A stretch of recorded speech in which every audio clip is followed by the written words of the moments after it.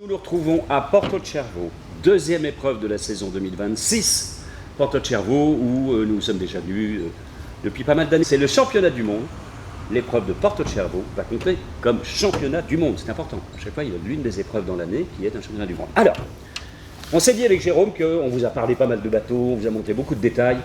Mais maintenant, il faut vous parler des gens, encore une fois, des gens grâce à qui ça fonctionne. Alors là, on a une brochette intéressante qui rime déjà. Pierrick, Cédric, Loïc. Ce sont les héroïques du large, je peux dire ça. Non mais ce qui est important, c'est de se dire qu'à bord d'un navire, il faut un peu de tout. On a cette chance en France d'avoir des marins qui viennent de la course au large. Et ils m'ont dit, j'ai une question pour vous les garçons, qu'apportez-vous à ce navire?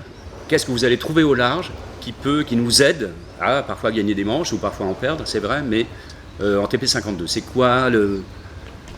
Moi je sais, mais c'est à vous de répondre. Cédric? C'est une interro. Bon, ou Pierrick, comme tu veux. On va être très bien. Pour vous représenter qui sont Pierrick et Cédric, vous savez, Cédric Château, c'est notre barreur. Et Pierrick, c'est parfois notre piano, mais surtout notre coach. Coach Pierrick. Il y a plein de transferts en fait entre la course au large et le match race et le TP52. Déjà, ça avance avec des voiles. Il y en a pas mal. On peut choisir le design des voiles sur tous les trucs. Tous ces bateaux-là, c'est pas de la monotypie, donc il y a un travail qui se fait à la fois en course au large, mais aussi sur les 52 Super Series en TP52, sur le matériel, le réglage, la conduite. Dans les deux disciplines, gagner un 0,1, 0,2 nœuds, ça fait la différence. Ton expérience de course au large au portant sur du 40 pieds, tu as gagné la dernière Transat Jacques Vabre, enfin la Café l'Or, en double il y a quelques mois. Toi, tu arrives d'un Figaro, là, il y a quelques semaines à peine. Le coup de barre au portant, on sent bien ici, dans le petit village de TP52, les Frenchies semblent avoir un petit plus au portant, dès que la mer est un peu formée. Ça vient en grande partie de la barre, moi j'ai l'impression. C'est le genre d'expérience que tu as. Je pense qu'il y a toute l'équipe, parce qu'il y a énormément de coordination entre le régleur de grand voile, de speed, de trinquette, les mouvements du bateau. Donc je pense que c'est vraiment un tout, mais c'est sûr que quand on fait des transats d'est en ouest, on a la chance, et c'est pas plus mal, de naviguer beaucoup dans les alizés, et du coup on a beaucoup de pratique dans les vents portants, à essayer de placer le bateau dans les vagues, faire en sorte qu'il soit sur une vitesse moyenne la plus élevée possible et non pas juste des vitesses de pointe dans les surfs. Et je pense que c'est peut-être un petit peu ça qui file un petit coup de main, en tout cas me concernant, sur la partie barre en TP, quoi. Et toi, Pierrick, tu es quasiment le plus jeune coach, à mon avis. Je pense. Vraisemblablement. Et évidemment navigant, tous les coachs savent faire du bateau, ils en font extrêmement bien. Mais la plupart du temps, un coach, c'est souvent un ancien navigant qui arrive en tant que coaching, ce qui est un rôle primordial. Et dans ton cas, tu es quasiment le plus jeune, tu continues à naviguer, tu as une carrière devant et une grosse derrière, mais tu es coach. Ouais, après je pense qu'il ne faut pas forcément avoir une énorme expérience du TP52, c'est-à-dire que moi, je ne suis pas le meilleur praticien du TP52, mais par contre j'essaie d'utiliser des outils pour comparer notre bateau à la flotte, par des médias, par des analyses de data, par des vues aériennes de drones. Et en fait, tout ça fait que ça nous sort un comparatif par rapport à la flotte. On essaie de se jauger.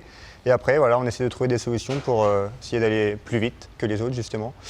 Et trouver des solutions dans les manœuvres, plein de choses comme ça. Donc, moi, mon rôle à bord, en tout cas, sur le Zodiac, c'est vraiment d'analyser et de repérer un peu toutes les petites différences, les micro-détails sur toute la flotte pour essayer de trouver des solutions dans le but de performer. Moi j'ai une petite question, est-ce qu'un coach c'est aussi un coach mental? Est-ce que vous apportez une petite touche au niveau du mental de l'équipe? Heureusement non. Ah non. En tout cas, moi c'est sûr que j'ai pas forcément travaillé ce côté-là. Après forcément on essaye tous de se motiver les uns les autres entre chaque manche, mais voilà, moi je suis plus sur la partie un peu plus analyse, vraiment performance. Mais bon, on essaye de se motiver et on essaye de les réconforter entre les manches quand ça va un peu moins bien, quoi. Mais je trouve qu'il y a heureusement, c'est un jeu à la base quand même. Oui. Il y a heureusement une ambiance, une osmose à bord qui fait que il y a des déceptions quand ça marche pas très bien, et ça arrive assez souvent. Mais ça revient vite, je trouve. En tout cas, l'agnac revient vite. On sait, parce que C'est pas nouveau. C'est pas nouveau de ne pas gagner tous les jours, en fait, c'est surtout ça. Donc quand on s'y habitue, on sait comment revenir assez vite. Premier point. Et puis l'autre, justement, il y a eu un changement de comportement, moi je trouve, depuis que j'ai la chance d'être avec vous depuis 3 ans maintenant, 3e année. Je trouve qu'il y a un truc où c'est presque plus frustrant de moins bien faire, parce qu'on sait qu'on a le niveau pour tout faire, pour être devant tout le temps, on va vite, on peut, voilà. Donc c'est d'autant plus frustrant, ce qui était un peu moins le cas il y a quelques années, où il y avait une petite habitude à prendre des baffes un petit peu, de temps en temps il y avait des cas exceptionnels, pour plein d'autres raisons, des raisons de voile, des choses comme ça. Donc là, la frustration était un peu plus grande, mais on a une manière de se remotiver qui est pas mal, j'ai l'impression. Ouais, puis je pense aussi que là, tu vas peut-être minimiser ton impact sur l'équipage, mais le fait que toi, tu sois à bord, ça met aussi un petit peu la sérénité. C'est sûr qu'il y a des moments où il y a la tension, et c'est dans tous les équipages la même chose, que ce soit au large, comme sur des bouées en TP52. Et cette capacité à être un peu zen, ça permet à l'équipage de rester zen, focus sur les bons éléments. Et ça, c'est clairement un atout. Et je pense que c'est quelque chose qui permet de rester plus performant, avoir un meilleur rendement dans l'utilisation du bateau. Et ça, c'est parce qu'on a monsieur Loïc Perron. Vous trouvez? Ouais. Ah sinon, il y a plein de ministres, mais pas de président, quoi. Donc voilà, c'est bien d'avoir un président au-dessus, quoi. Ouais, non mais c'est vrai que ça joue un rôle, je pense que c'est un rôle de moteur aussi, je pense. Et puis tu arrives à canaliser tout le monde, à avoir l'attention de tout le monde aussi, donc c'est quand même important d'avoir quelqu'un comme toi à bord. Ça c'est sûr. Bon alors pas de dissolution prévue pour l'instant. On est bien les enfants là, non? On a appris des choses, je trouve. Ouais, moi je veux encore une petite dernière. Ah, il est bien lui, il a plein de questions. Quel est le lien entre le large et une régate comme celle-ci, le TP52 ici à Porto Cervo? Comment est-ce que vous décririez ce lien? Est-ce que c'est l'océan? Est-ce que c'est la nature? Est-ce que c'est le vent? Est-ce que c'est la mer? Qu'est-ce qui vous unit? Moi je dirais le vent, avant tout, non? C'est ce qui nous propulse, c'est des pense, voiles. oui. C'est pas la mer, enfin moins la mer. La mer non, parce qu'on On est d'accord? C'est quand même... on n'est pas au bistrot tous les soirs quand on est sur l'Atlantique. On n'a pas des draps secs. Enfin, il y a beaucoup de différences. C'est tout le côté fascinant de la voile au sens large d'ailleurs. C'est que justement, on a cette chance de pouvoir s'exprimer entre deux bouées ou entre deux continents. Donc, non, mais par contre, il y a la recherche de la performance. Ça, c'est vraiment un socle qui est commun. Essayer de toujours faire mieux que la veille, essayer de faire mieux que les petits camarades. Donc, être dans l'observation, dans l'auto-analyse. Être créatif, essayer de ne pas faire forcément comme les autres, mais d'essayer d'aller un petit peu à la marge pour gratter quelques millièmes. Et ça, je pense qu'en course au large, c'est essentiel, en TP52 également. J'aurais pas dit mieux. Non, ce qui est sûr, on marche avec le vent, on borde des voiles, on choque des voiles, on règle des voiles.